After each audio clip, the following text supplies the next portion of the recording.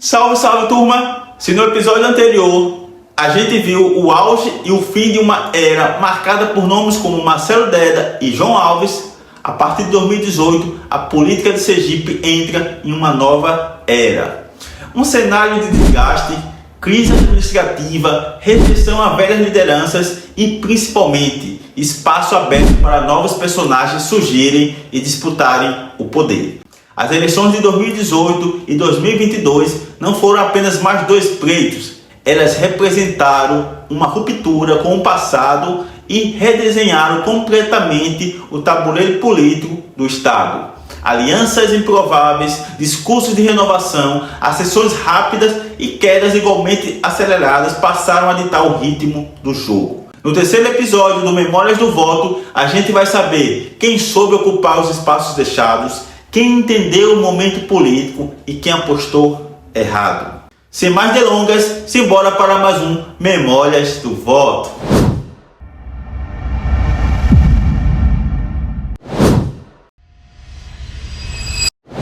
A eleição de 2018 foi uma eleição diferente de todas as que já tinham acontecido na história de Sergipe.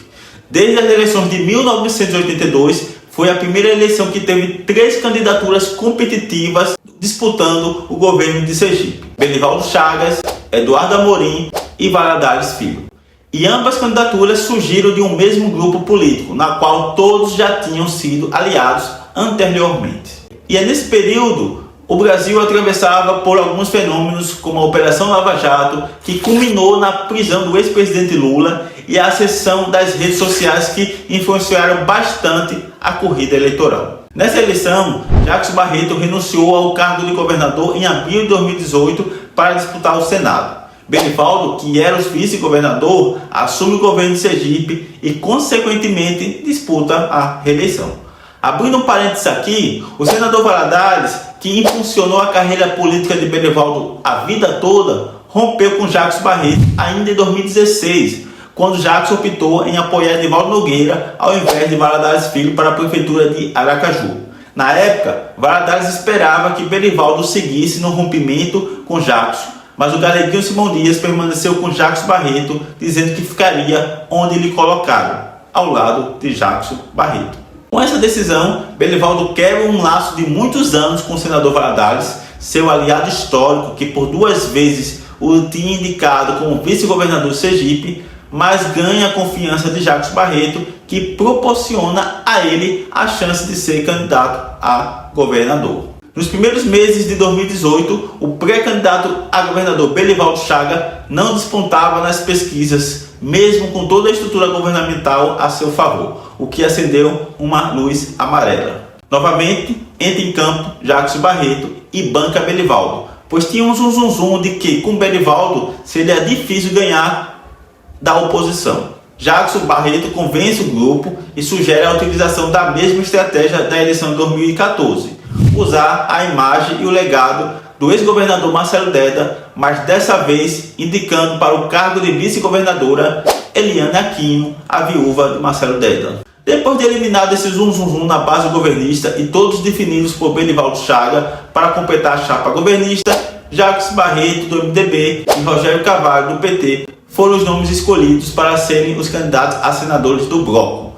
E aqui rolou uma das maiores tretas internas em campanhas eleitorais, pois os dois, Jacques e Rogério, disputavam o título de quem era o senador de Lula. Mas essa história eu falo em um outro episódio.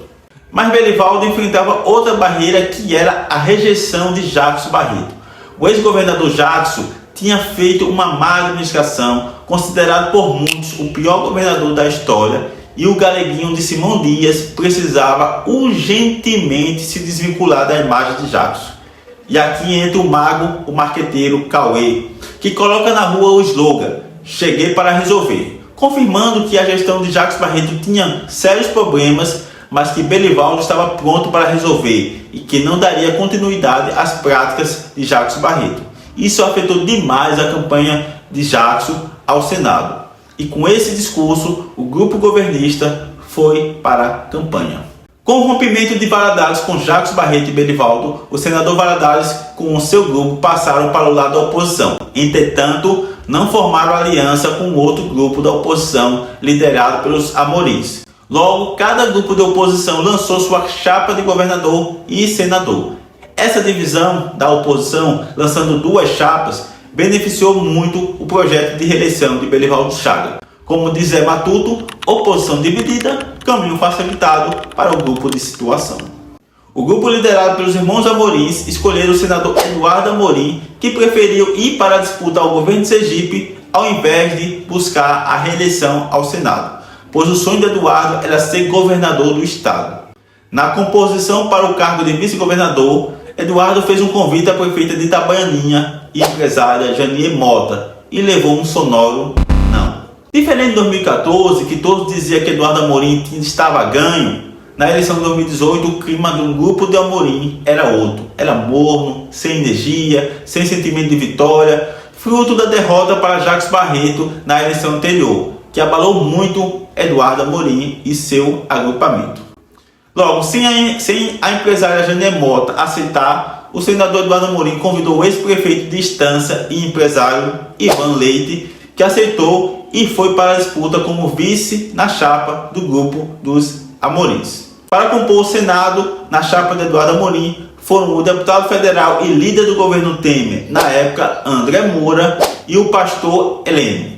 Ambos também se degladiaram entre si ao invés de um apoiar o outro. Resultado, ambos não foram eleitos, mas essa é uma história que contarei em um outro vídeo também. No bloco do senador Valadares, o seu filho, o deputado federal Valadares Filho, foi o nome definido para ser o candidato do grupo a se disputar o governo de Sergipe.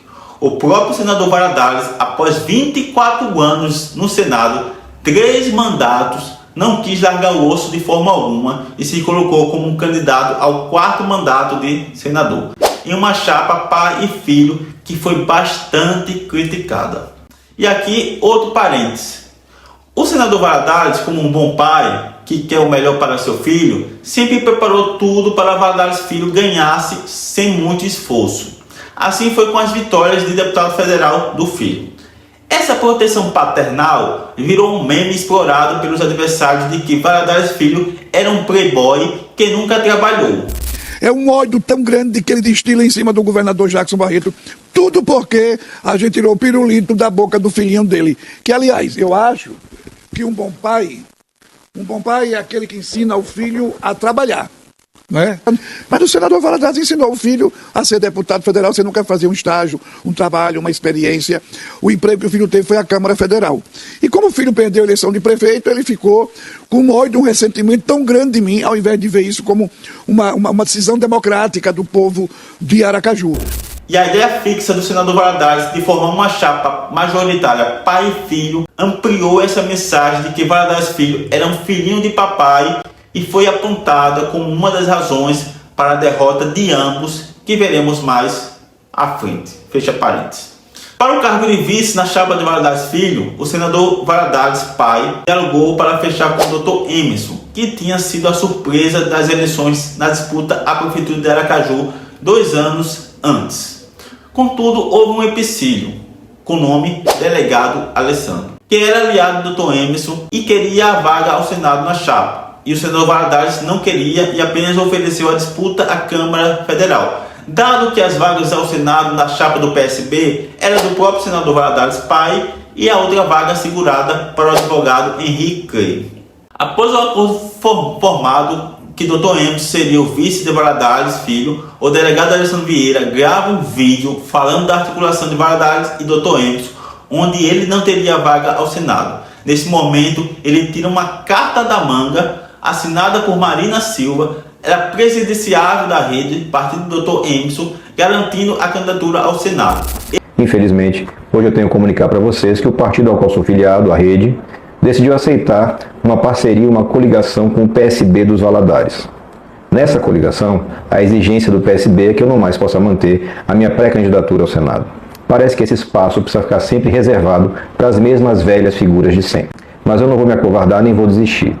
Estamos agora numa nova estratégia, protocolando o pedido de candidatura cívica independente, baseado no movimento Acredito, do qual faço parte nacionalmente, e abrigado numa grande carta de compromisso firmada pela própria Marina Silva. Ela abriu as portas do partido para candidaturas de inovação e vamos fazer que isso aconteça também aqui em Sergipe. Nós não vamos desistir, nós não vamos baixar a cabeça e vamos continuar caminhando juntos, com coragem, enfrentando tudo isso que precisamos mudar. Esse vídeo viralizou e implodiu o acordo do senador Valadares com o Dr. Emerson. Logo depois, Dr. Emerson teve que recuar e ser candidato a governador e o delegado Alessandro Vieira, candidato a Senado pela Rede, sendo eleito o senador mais votado naquela eleição. Mas esse papo também conversamos em outro episódio.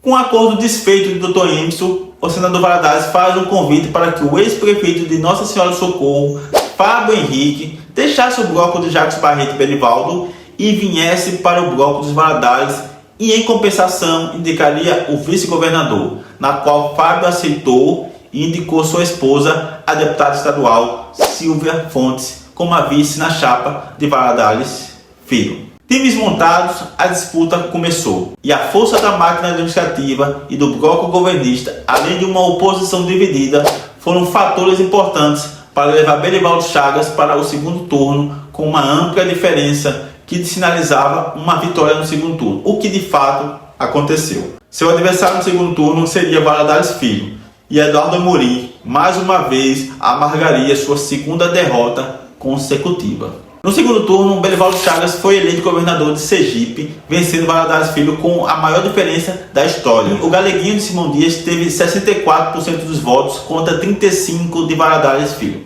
E quem não lembra dessa provocação do ex-governador Jacques Barreto contra os Valadares na comemoração da vitória de Belivaldo Chagas? Curta aí. 40-40. Alô? 40-40. Quem tá falando? É Vavazinho? Vagabundo, vai trabalhar agora, viu? Corrupto é quem criou você, viu? Vai trabalhar. Vou mandar uma carteira profissional para você procurar seu primeiro emprego. Está desempregado você e seu pai. Respeite o povo, tá certo? Você não pode tratar as pessoas da forma como você tratou nessa campanha. Agora vai trabalhar, procura o que fazer você e seu pai. Olha, é só um desabafo. Mais de 200 mil, vá para casa procurar um emprego. Olha aqui, olha, uma carteira profissional para você. Virgem, você nunca trabalhou, agora você arranja um contrato de trabalho, tá certo? As eleições de 2022 é a abertura de um novo ciclo na política sergipana, com novos nomes querendo ocupar o espaço antes preenchido pelos grandes líderes sergipanos. Essa disputa por esse espaço desencadeou uma corrida eleitoral acirrada que teve 4 candidaturas competitivas disputando o governo de Sergipe, o que nunca antes tinha acontecido. Para ilustrar essa luta por espaço, somente no agrupamento governista havia 5 postulantes disputando a sucessão do governador Belivaldo Chagas. No bloco governista, disputavam o direito de ser candidato a governador o senador Rogério Carvalho, os deputados federais Laércio Oliveira e Fábio Mitidielli, o prefeito de Aracaju, Edivaldo Nogueira, e o presidente do Tribunal de Contas, Ulisses Andrades, que tinha seu nome citado. O senador Rogério Carvalho foi o primeiro a desembarcar do bloco governista ao perceber que não seria o escolhido pelo governador Belivaldo Chagas para ser o candidato da base governista e foi para a oposição, onde lançou-se candidato a governador. Após várias reuniões comandadas pelo governador Belivaldo Chagas, ficou definido o deputado Fábio Mitidielli como candidato do grupo governista para suceder o galeguinho de Simão Dias. Nesse acordo em torno do nome de Mitidielli, ficou acertado que Laércio Oliveira seria o candidato ao Senado da base governista e a vaga de vice seria para uma indicação do prefeito Edivaldo Nogueira. Com essas definições, houve alguns rompimentos. O mais acentuado foi do ex-governador Jacques Barreto, que não aceitou o nome de Laércio Oliveira como candidato ao Senado por ele ser defensor de Bolsonaro. E Jackson queria novamente ser o candidato ao Senado da base governista. Com seu nome rifado, Jackson foi para o agrupamento de Rogério Carvalho, onde indicou o vice na chapa do petista. O nome indicado por Jackson Barreto para formar a chapa com Rogério Carvalho foi o de Sérgio Gama, filho do amigo e ex-prefeito de Aracaju, Augusto Gama. Para completar a chapa petista de Rogério Carvalho, foi indicado pelo PSB o nome de Valadares Filho para o Senado. Enquanto isso, o prefeito de Aracaju, Edivaldo Nogueira, esperneou nos primeiros momentos por não ter sido escolhido pelo grupo, mesmo liderando as pesquisas. A política não pode se decepcionar, porque nós sabemos que a política é isso. Eu acho que cometeram um erro. Precisamos inaugurar ontem. Eu acho que cometeram um erro. Mas vamos trabalhar e vamos continuar a trabalhar. Eu fiz o gesto de não colocar minha candidatura de qualquer jeito, e eu retirei. E eu não sou candidato, aceitei o resultado, em virtude de que primeiro que eu tenho a prefeitura, eu teria que renunciar. Então, eu só podia renunciar à prefeitura de Aracaju caso eu fosse apoiado por todos. Inclusive, eu propus que eu fosse o candidato a governador e Fábio Mitidieri fosse o meu vice. Eu considero que essa seria uma chapa adequada e melhor para a gente enfrentar. O senhor vai indicar o vice? A vida é quem vai dizer. Mesmo afirmando que o grupo liderado por Belivaldo tinha cometido um erro, o prefeito de Aracaju continuou no grupo. O nome da esposa de Edivaldo, a empresária Danusa Silva, foi cogitado para ser a vice de Fábio Mitidieri, mas ela não aceitou. Restou a Edivaldo Nogueira, que não tinha formado lideranças de grande estatura e leais à sua volta, indicar o nome do PDT, que foi do deputado estadual Zezinho Sobral, que aceitou o desafio e deixou uma reeleição tranquila na Assembleia Legislativa para encarar o desafio e disputar o governo de Sergipe, formando a chapa com Fábio Mitidieri.